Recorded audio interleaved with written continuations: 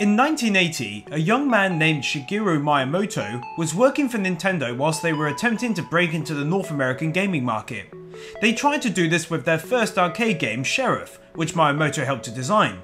They then went on to create, again with Miyamoto's help in 1980, another game called Radar Scope, which saw only moderate success.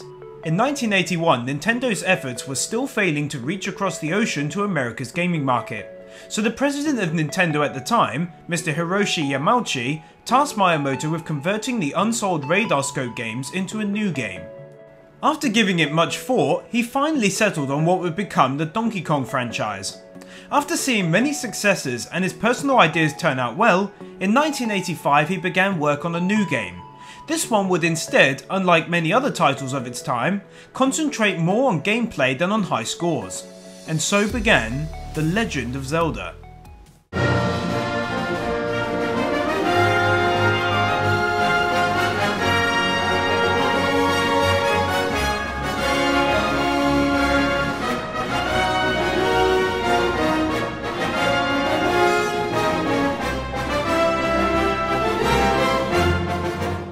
Miyamoto gave a lot of thought into this game. He derived its core design of lush green fields, caves and dungeons from his own life in Japan, where as a child he would explore the countryside surrounding his home. The name Zelda he borrowed from the wife of 1920s American author Frances Scott Fitzgerald's wife, who was called Zelda Fitzgerald.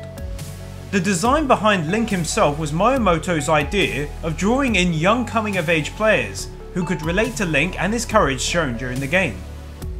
And it was these simplistic ideas which would spiral out Miyamoto's personal success later on in his career.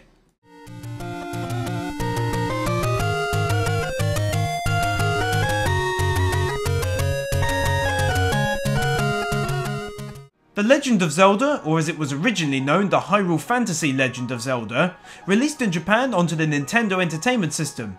It was developed and produced by Nintendo, and the game's two directors were Shigeru Miyamoto and Takashi Tezuka, and it was released on February 21st, 1986.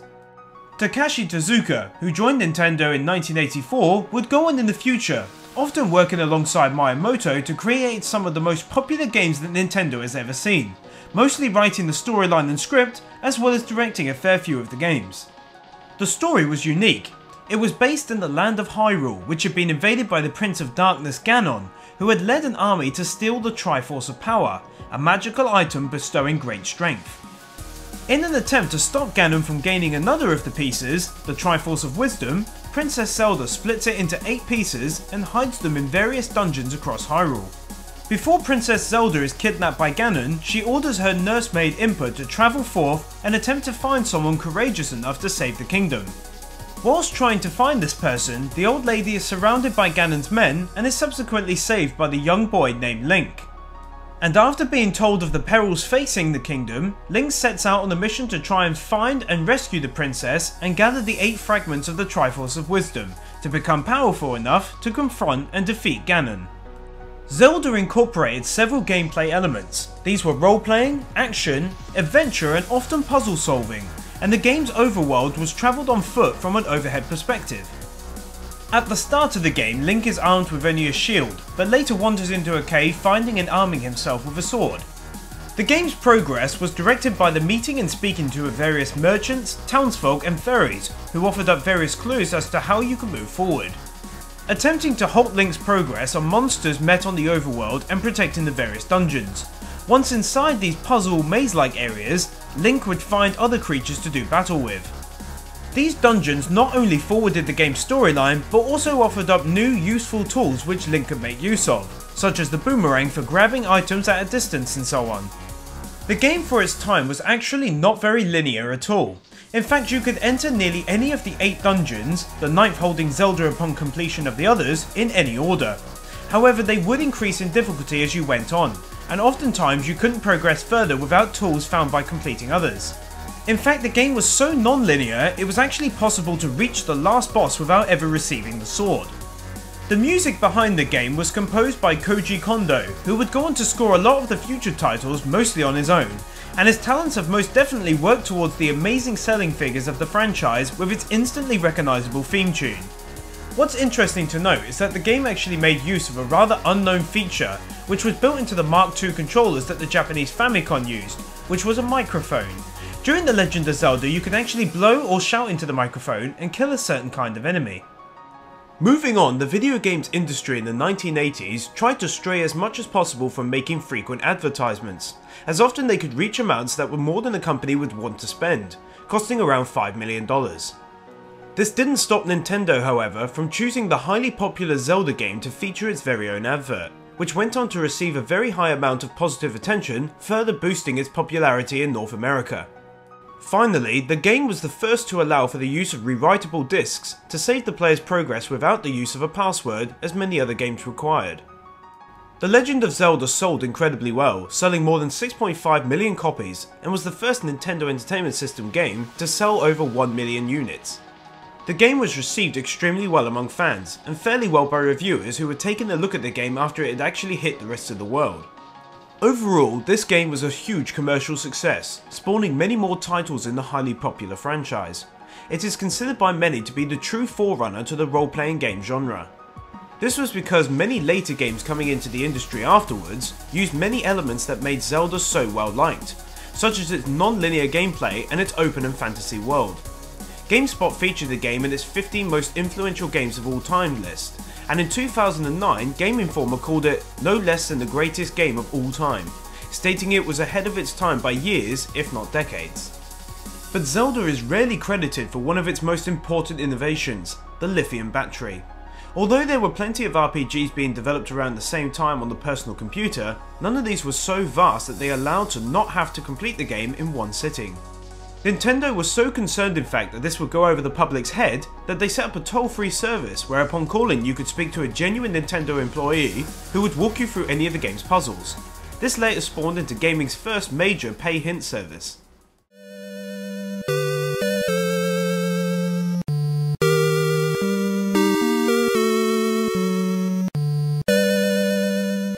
Developed for the Nintendo Entertainment System on January 14th, 1987, Zelda II was released less than a year after its prequel and 7 months before North America would see the first game hit its shores. Seen as one of the most difficult games in the series, Zelda II would introduce a couple of new elements to the game not seen in the first title that made it appear more like a standard role-playing game, such as the introduction of experience points and new side-scrolling areas on a world map, rather than the first game's bird's eye view from above. It also involved a strategic combat system and magic spells. No other game in the series aside from Zelda, The Wand of Gamelon, and Link, The Faces of Evil, which both released onto Philips' highly criticised CDI console, would have these same elements again. Zelda 2 takes place several years after the end of the previous title. With Link now 16 years old, he suddenly notices on the back of his hand the crest of Hyrule. Intrigued, he sets out to find Impa for advice, and soon finds that the Princess Zelda has been placed under a sleeping spell, and sets forth to save her. The experience point system used in the game allowed for Link to gain experience and upgrade his attack, magic and life by overcoming his enemies, and he would be able to raise these attributes to a maximum of 8 levels. Sadly, one of the game's biggest flaws using this system is that the game only saved your current level and how much progress you had to make to your next level. So if you had 790 experience points with 10 left to level up, and you saved and rebooted, upon logging back in you would be back to 0 out of 800.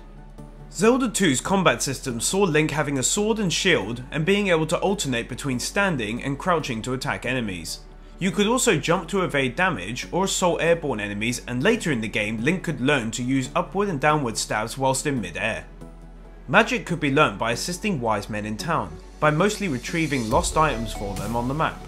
They would teach you certain magical spells to help you progress further into the game, for example allowing you access to ledges you couldn't before reach.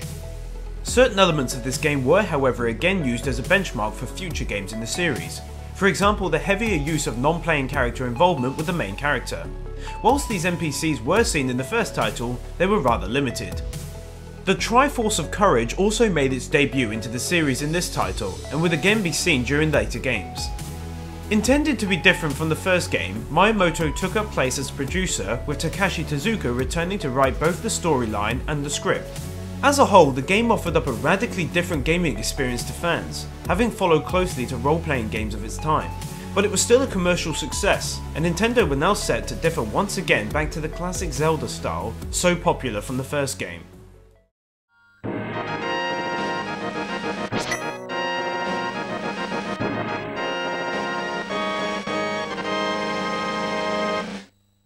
Released onto the Super Nintendo Entertainment System in 1991 in Japan and in 1992 for North America and Europe, during this third game, development was handled almost solely by Miyamoto and his own team, with Takashi Tezuka in the role of director.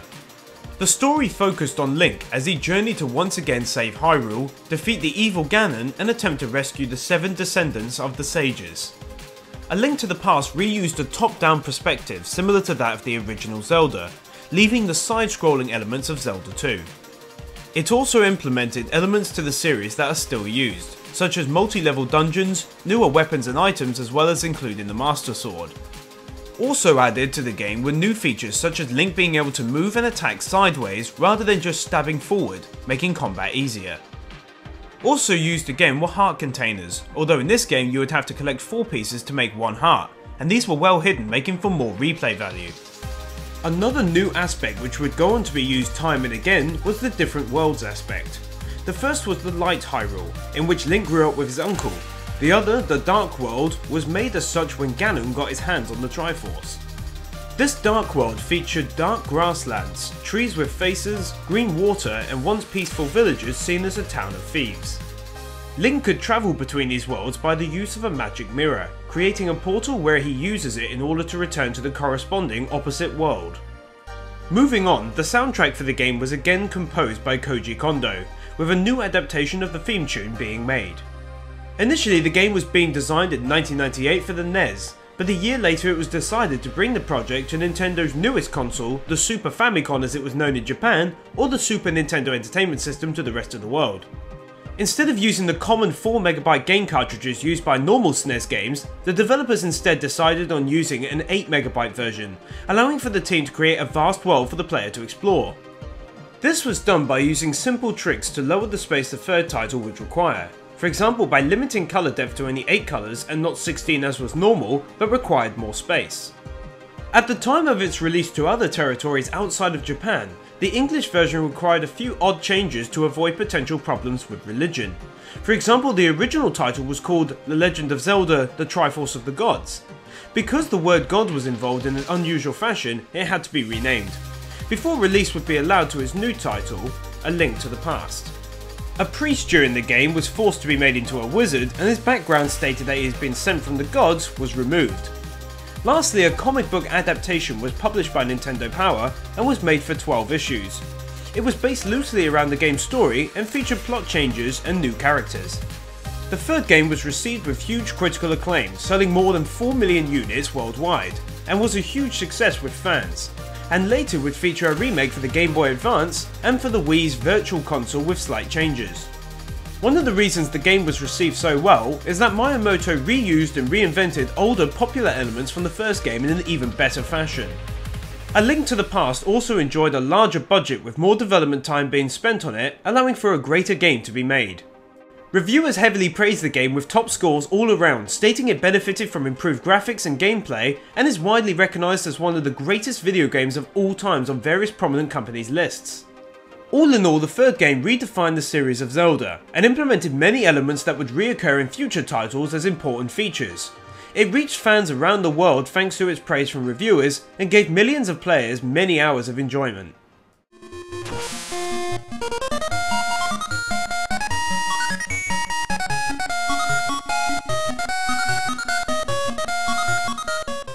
Originally intended as a simple port of the third game to the Game Boy, Link's Awakening was made into an original story under the development of Takashi Tezuka, and is one of the very few Zelda games to not feature in the fantasy world of Hyrule or include Princess Zelda and the Triforce during the storyline.